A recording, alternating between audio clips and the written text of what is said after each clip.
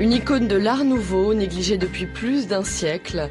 Alors qu'au fait de sa gloire en 1900, les créations de Louis Comfort Tiffany enthousiasmaient toute l'Europe, le designer était depuis tombé dans l'oubli.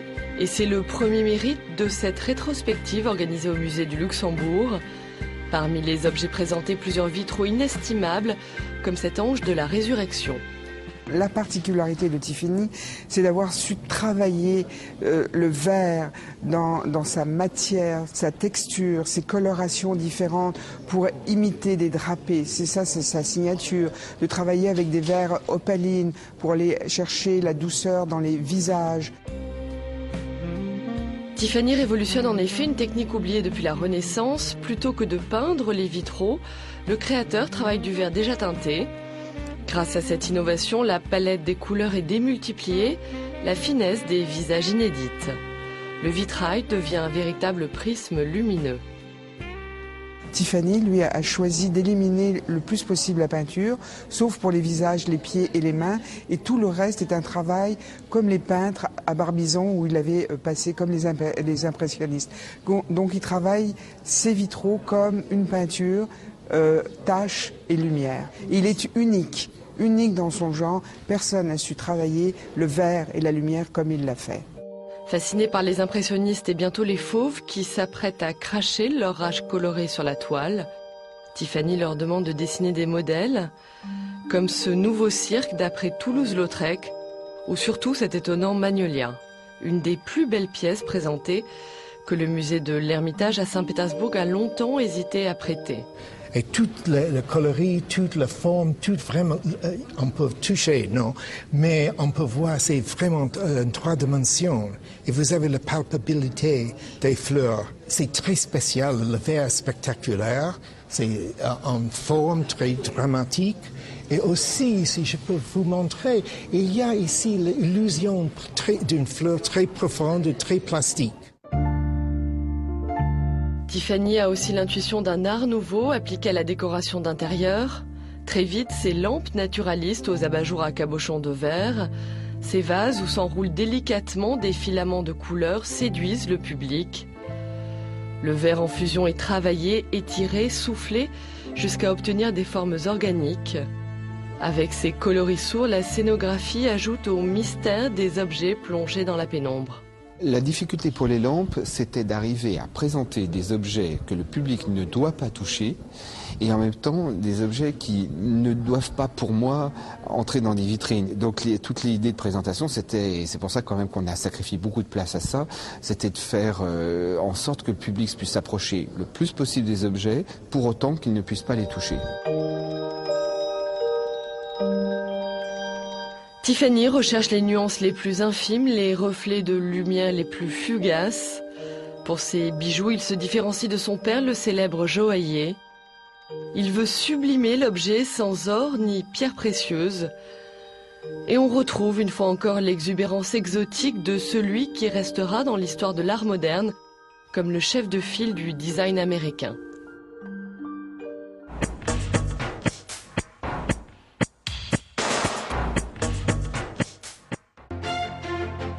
Le vendredi, Public Sénat vous plonge dans la création et la culture.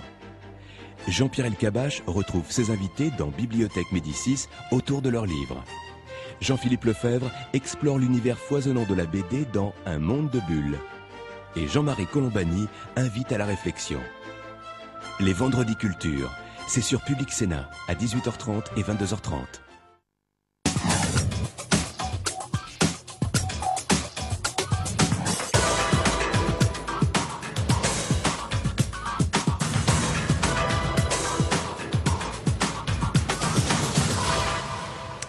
Bonsoir, bienvenue dans le 18h de Public Sénat. Dans l'actualité aujourd'hui, le succès de la mobilisation nationale des agriculteurs. Plus de 50 000 personnes dans les rues d'après la FNSEA pour demander de meilleurs revenus. La contre-offensive de Nicolas Sarkozy face aux diverses polémiques qui secouent la majorité. Dans le Figaro, le chef de l'État se félicite de la première partie de son mandat. Le président est rattrapé par l'échec absolu de sa politique qui nous mène dans le mur, répond Martine Aubry. Il est en poste depuis le 1er octobre. Son rôle, faciliter l'octroi de prêts par les banques aux entreprises en difficulté. Gérard Ramex est le nouveau médiateur du crédit. Il est l'invité de ce 18h. Mais on commence par cette information qui ravit les Palestiniens et qui soulève la colère d'Israël. Le Conseil des droits de l'homme de l'ONU valide le rapport Goldstone sur l'offensive israélienne dans la bande de Gaza l'hiver dernier. Rapport qui dénonce des crimes de guerre et crimes contre l'humanité. L'État hébreu parle de farce diplomatique et d'entrave au processus de paix. Après sa visite surprise hier à Gandrange, en Moselle, Nicolas Sarkozy continue les opérations de communication. Le chef de l'État a donné une interview de 2 pages dans le Figaro ce matin. Interrogé sur le malaise au sein de sa majorité, sa réponse ressemble un peu à un « tout va très bien, Madame la Marquise ». Marie Brémaud. Dans une interview accordée au Figaro, le chef de l'État passe à l'offensive et répond aux critiques après des semaines de turbulences. Tous les points polémiques sont passés en revue. Au sujet de son fils, il déclare que c'est lui qui est visé. Il renouvelle son soutien à Frédéric Mitterrand et défend la suppression de la taxe professionnelle ou la réforme des collectivités territoriales. Rassurer sa majorité et son électorat apparaît nécessaire pour son mentor et ancien Premier ministre Édouard Balladur. Il dit un certain nombre de choses qu'il a raison de dire puisque ça lui permet de remettre les choses au point. Moi, ce que j'ai beaucoup apprécié dans cette interview, c'est qu'il maintient le cap sur un certain nombre de réformes importantes qu'il faut faire. Il en a déjà fait beaucoup, il est à mi-mandat, mais il faut continuer à en faire. Mais la ligne de défense de Nicolas Sarkozy semble peu crédible aux yeux de l'opposition, surtout concernant l'éventuelle nomination de son fils à la tête de l'EHPAD. Il se pose en victime là-dessus, mais la question n'est pas là. Il faut essayer de comprendre que les Français sont vraiment choqués de ce qui se passe. Ils sont choqués parce que ça bouleverse toutes les valeurs. Tout ce en quoi ils croyaient, c'est-à-dire tout ce qui fonde le pacte républicain français. Le Parti socialiste dénonce un chef de l'État dans sa bulle. Et à droite, peu de réactions si ce n'est celle de Dominique de Villepin, qui dit avoir apprécié que Nicolas Sarkozy exprime des regrets quant à l'emploi de l'expression coupable dans le cadre de l'affaire Clearstream.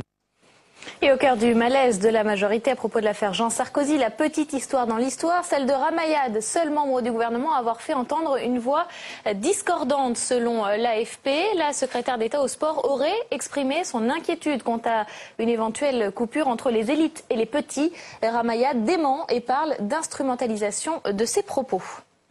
1 minute de silence et un défilé dans les rues de Lannion. Les 1500 salariés du site France Télécom des Côtes-d'Armor ont rendu hommage aujourd'hui à leur collègue qui s'est donné la mort hier à son domicile. C'est le second suicide sur le site de Lannion et le 25e à France Télécom.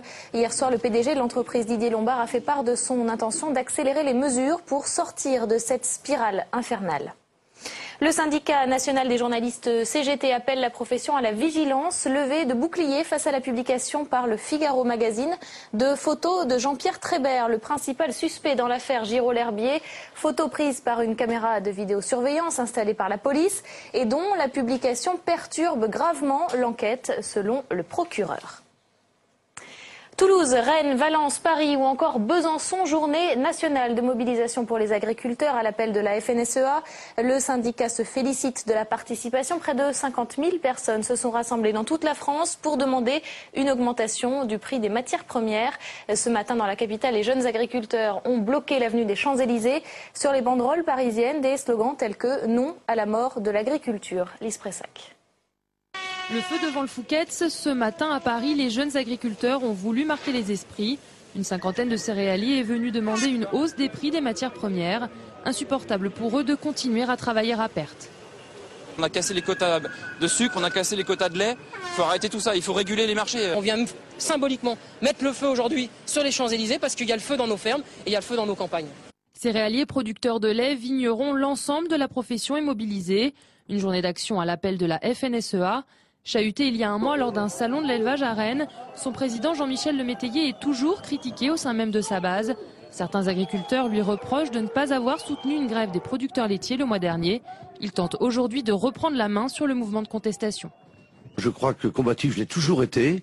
Quand on est en train de faire avancer le dossier de la régulation, un certain nombre d'orientations, aujourd'hui pour avoir un plan d'urgence, je me bats auprès du pouvoir pour justement qu'il prenne rapidement des décisions. La FNSEA demande un plan d'urgence d'1,4 million d'euros et l'exonération des taxes pour tous les producteurs. Nicolas Sarkozy s'est engagé à prendre, je cite, des initiatives fortes d'ici à la fin octobre. Et nous sommes en ligne avec Jean-Michel Lemétayer, le président de la FNSEA. Bonsoir. Bonsoir. Vous avez exprimé votre satisfaction face au succès de la mobilisation. Quel message pensez-vous envoyer au gouvernement aujourd'hui ?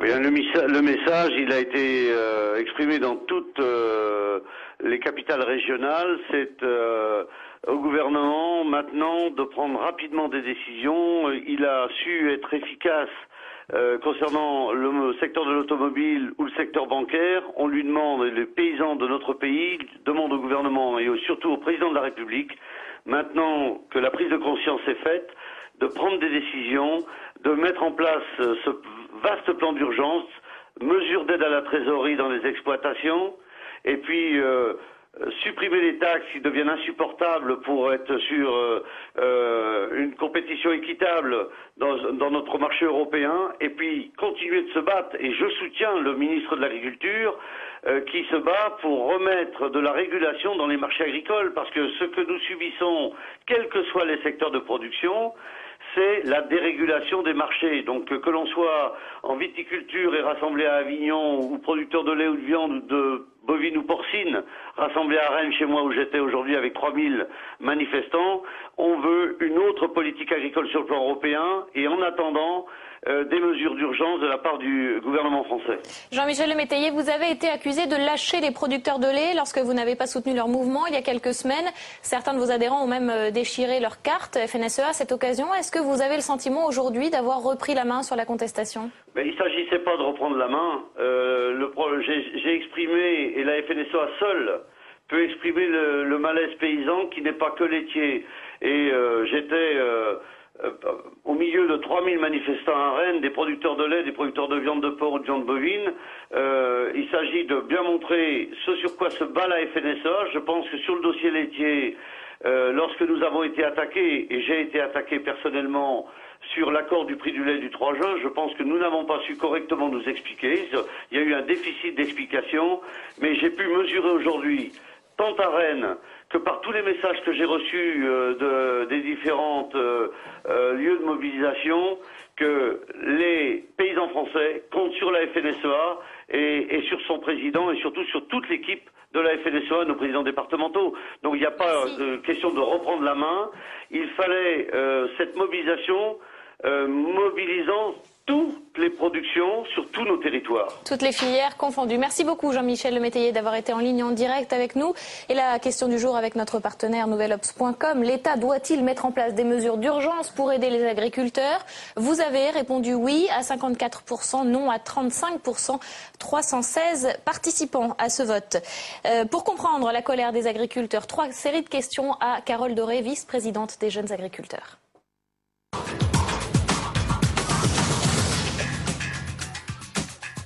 Bonsoir Carole Doré. Bonsoir. Le monde agricole est en train de crever, a dit votre président Damien Greffin. C'est toute la profession qui est concernée ? Oui, tout à fait. Toutes les filières aujourd'hui sont en crise, quelles que soient les filières que nous faisons. En moyenne, toutes filières confondues, les revenus de la profession ont baissé, on l'a dit, de 20% depuis en 2008. Vous-même, est-ce que vous arrivez à vivre de votre travail ? Eh bien, tout juste. Tout juste. Pourtant, je suis dans une exploitation que l'on aurait pu dire un petit peu épargnée, puisque grande culture, avec des betteraves sucrières, avec aussi de la vigne en Champagne, donc quelque chose d'un peu emblématique. Et vraiment, même le Champagne aujourd'hui est en crise, et voilà, 20% de perte de revenus, c'est énorme. Et vous y arrivez tout juste à subvenir à vos besoins ? Oui. Concernant le bisbille avec la FNSEA, Jean-Michel Lemétayer dit qu'il ne s'agit pas de reprendre la main. Beaucoup de jeunes agriculteurs ont dénoncé le comportement de la FNSEA ce matin, notamment à Paris. Qu'est-ce que vous pensez de cette polémique ? Mais écoutez, il est toujours difficile de prendre part, surtout je vois par rapport au sujet de la grève du lait. C'était une position difficile de dire à nos producteurs, allez-y, faites la grève du lait, jetez le fruit de votre travail. Ils produisent déjà à perte, on ne peut pas leur demander encore en plus de perdre totalement le revenu de leur travail. Donc on n'a pas souhaité avoir cette action-là. En plus, symboliquement, je veux dire, jeter une denrée alimentaire comme ça, voilà, c'est pas normal. Donc on n'a pas voulu suivre ce mouvement-là. On a plutôt été vers du don de lait à des associations, sur des marchés solidaires, mais conserver le fruit de notre travail. Donc vous comprenez que la FNSEA n'ait pas soutenu ce mouvement ? Oui, je comprends. Bruxelles, concernant les producteurs de lait, doit annoncer lundi une aide supplémentaire de 300 millions d'euros aux producteurs de lait. Est-ce que c'est satisfaisant ? Mais écoutez, c'est toujours un début, mais 300 millions pour quelques millions de producteurs de lait, j'allais dire, c'est un peu aussi une goutte d'eau, quoi. Aujourd'hui, on demande on demande un plan d'urgence, certes, parce que 2009, il faut la finir cette année-là. Il y a déjà des personnes qui ont du mal à boucler la fin du mois. Il faut boucler la fin de l'année. Il faut quand même repartir sur des bonnes bases. Il y a un plan d'urgence à faire, des aides conjoncturelles pour assainir les trésoreries et remettre à flot les agriculteurs.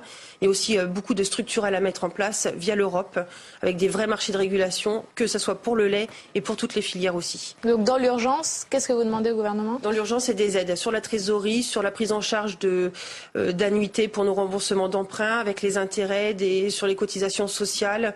Voilà, quelque chose qui redonne un petit peu de souffle, un ballon d'oxygène à tous les agriculteurs pour finir cette année 2009. Est-ce que vous partagez la satisfaction de Jean-Michel Métayer sur le succès de cette mobilisation aujourd'hui? Oui, tout à fait.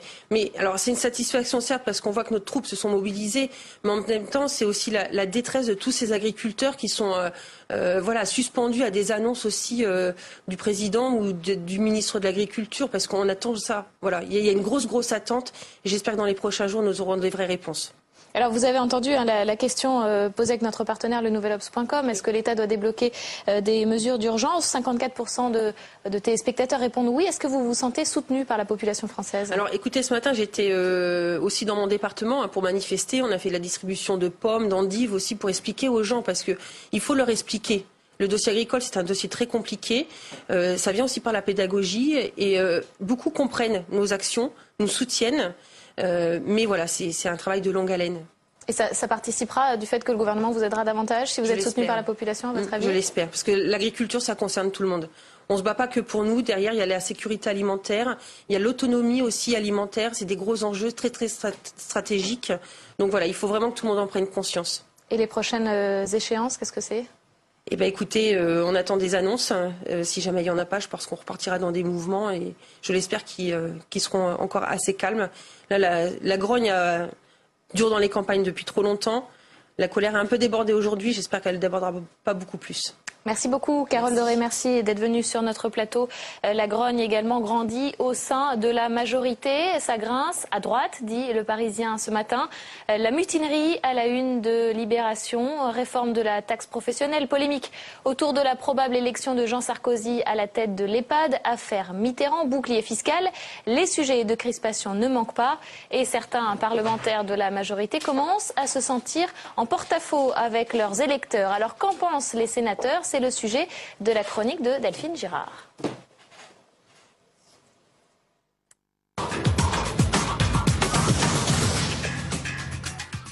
Eh bien si finalement on a eu un jingle. Bonsoir Delphine. Bonsoir Caroline. Alors vous nous parlez de la grogne au sein de la majorité avec une série de mauvaises affaires pour Nicolas Sarkozy cette semaine. Oui, alors tout à fait. Cette semaine, les sénateurs avaient des raisons d'être mécontents et ils se sont exprimés à l'occasion de la réunion du groupe UMP au Sénat en présence de Xavier Bertrand, le secrétaire général de l'UMP. Écoutez leur réaction sur la nomination, la candidature de Jean Sarkozy à la tête de l'EHPAD et la suppression de la taxe professionnelle. L'idée que Jean Sarkozy puisse être élu, et non pas nommé, président de l'EHPAD a été évoquée naturellement. Les uns ont rappelé qu'il appartenait au conseil généraux de les Hauts-de-Seine de faire leur choix, et il est déjà président élu du groupe des conseils généraux. Bon, l'idée que Patrick Devéjian aurait pu terminer son mandat en 2011 est une idée qui est souvent partagée au groupe UMP, parce que nous aimons les vieux, nous sommes de cette génération-là. Oui, on souhaite avoir des explications et savoir exactement comment les choses vont se dérouler. Ce que nous ne voulons pas, nous, élus locaux, c'est d'être dans la main de l'État. Donc vous l'avez compris, Caroline, ça grince pas mal au sein de la majorité. Il va falloir resserrer les rangs, car on a l'impression que les sénateurs de la majorité sont de plus en plus indépendants vis-à-vis du pouvoir. Écoutez Philippe Dallier. Moi, je n'appellerais pas ça un vent de fronde. Soit dans ce pays, le Parlement est un Parlement et il utilise les pouvoirs qui sont les siens, soit le Parlement est, et notamment sa majorité, aux ordres à tout prix de l'exécutif. Donc je pense que cette deuxième vision du pouvoir législatif est complètement dépassée aujourd'hui. Alors ce malaise au sein de la majorité, est-ce que c'est seulement une mauvaise passe ou est-ce qu'il y aura des conséquences à plus long terme? Il y a le risque, Caroline, d'y avoir certainement des conséquences à long terme avec les textes qui s'annoncent difficiles pour la majorité au Sénat. Je veux parler bien entendu de la réforme de la Poste, mais aussi de la réforme des collectivités territoriales, où là, le gouvernement va bien entendu avoir besoin de sa majorité. Et pour l'instant, le climat ne s'annonce pas très favorable. C'est donc une affaire à suivre. Merci beaucoup, Delphine. Et face à ce malaise, Nicolas Sarkozy tente de reprendre la main. On l'a vu dans le journal, message d'autosatisfaction. Ce matin dans le Figaro, hier, le chef de l'État a effectué une visite surprise à Gandrange en Moselle. Il a reconnu qu'il avait fait une erreur en ne venant pas la semaine dernière comme il l'avait promis. La communication du chef de l'État cette semaine, c'est l'objet de notre décodage avec Stéphane Rosès. Bon, eh bien, petit problème avec nos jingles décidément ce soir. Bonsoir Stéphane. Bonsoir. Alors à votre avis, est-ce que Nicolas Sarkozy a réussi à reprendre la main ? Il a repris la main sur le secteur de Gandrange. Il a fait un correctif en termes de communication et effectivement c'était nécessaire car les ouvriers, l'électorat populaire a été un des socles de la victoire de Nicolas Sarkozy et pour les prochaines élections qui s'annoncent, c'est un élément décisif pour lui, d'autant que l'extrême droite semble avoir pour partie repris l'initiative. Il n'est pas certain que des thématiques sur Frédéric Mitterrand touchent beaucoup les ouvriers, mais en tout cas Nicolas Sarkozy se devait de faire un signe. Alors il le fait nuitamment, je dirais, il se donne les moyens d'éviter tout contact direct difficile, mais la symbolique était là, c'était important, et je pense que du point de vue de Nicolas Sarkozy, c'était bien de le faire. Oui, parce que c'était une visite sans la presse et complètement surprise. Au dernier moment. Voilà. Alors, autre intervention cette semaine, c'était sur les mesures pour les lycéens. Un discours dans lequel il a vanté la méritocratie, l'égalité des chances, la fin des privilèges des naissances. Un discours assez incroyable avec cette affaire autour de son fils, Jean Sarkozy, qui doit prendre la tête du plus grand quartier d'affaires d'Europe à seulement 23 ans et alors qu'il est en 2e année de droit. On écoute un extrait du discours du chef de l'État. La création du lycée, c'est le geste fondateur de notre éducation nationale. C'est un geste qui signifiait très concrètement la fin des privilèges de la naissance. Cela voulait dire que désormais en France, c'est de l'école que sortiront les élites et pas de la naissance. Cela voulait dire désormais que ce qui compte en France pour réussir, ce n'est plus d'être bien né. Pour réussir, c'est travailler dur et avoir fait la preuve par ses études, par son travail, de sa valeur. Ah, ce qui compte, ce n'est plus d'être bien né pour réussir. Il y a un discours, un fossé entre le discours et les actes. Oui, on a vu que sur le fond, nonobstant cette bourde incroyable, la question Jean Sarkozy remuait la majorité parlementaire et le sondage de ce matin dans Le Parisien montre que les Français sont hostiles à l'accession de Jean Sarkozy à la direction de l'EHPAD et que la majorité de droite est également hostile. Alors on sait que Nicolas Sarkozy est très sensible à ce que pense son cœur électoral. Donc cette affaire Jean Sarkozy est une affaire très difficile. Alors l'étonnant, parce qu'il s'agit de décrypter les éléments de communication, l'étonnant de cette séquence évidemment, c'est que à aucun moment, on imagine que le discours a été écrit il y a un certain temps, on imagine qu'il était déjà dans les cartons, mais que sur le moment, le président n'est pas rectifié. Bon, là, c'est peut-être un peu compliqué, mais que juste avant, il n'ait pas été relu ou que personne n'ait alerté. En fait, dans l'affaire Jean Sarkozy, comme dans cette affaire absolument incroyable, où ce que dit le président est absolument le contraire de la façon dont, à tort ou à raison, l'opinion et l'opinion de droite ressent l'affaire Jean Sarkozy. Ce qui est tout à fait étonnant, c'est la question des entourages. N'est-ce pas? Et là, il y a un danger. Il faut se rendre compte tout seul aussi, hein. Oui, mais la question des entourages est importante parce qu'encore une fois, on imagine que le texte qui est en soi de qualité a été écrit avant et que personne n'ait alerté le président. Comme si, s'agissant de son fils, on nous touchait pas à ces questions-là. On n'a pas osé, et donc ça veut dire vraiment d'expérience. J'ai longtemps travaillé à la tête d'un institut de sondage, j'ai travaillé pour des gouvernants très différents. Il commence à y avoir un mauvais syndrome. C'est quand les conseillers, soit par courtisanerie, soit par inquiétude, soit crainte, n'alertent plus le prince. Ne dit plus au gouvernant, attention, ça c'est dangereux. Monsieur le Président, vous ne devriez pas faire ça. Ou vous ne devriez pas dire ça. Quand les les signaux d'un entourage qui est là pour préserver et protéger le président ne sont pas suffisants pour l'alerter quand les choses vont mal ou sont potentiellement difficiles, il vaut mieux être un apporteur de mauvaises nouvelles au président que de laisser faire une telle bourde. Merci beaucoup Stéphane Rosès, politologue, président de la société de conseil CAP. À la semaine prochaine. Merci. Dernière partie de ce 18h, l'invité est Gérard Ramex, le nouveau médiateur du crédit. Sa mission, faciliter les prêts des banques aux entreprises en difficulté. Une mission rendue difficile par la conjoncture actuelle. Les explications de Saveria Rojek.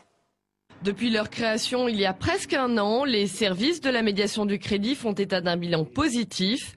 1,5 milliard d'euros débloqués, 150 000 emplois préservés et des banques qui peu à peu modifient leurs habitudes.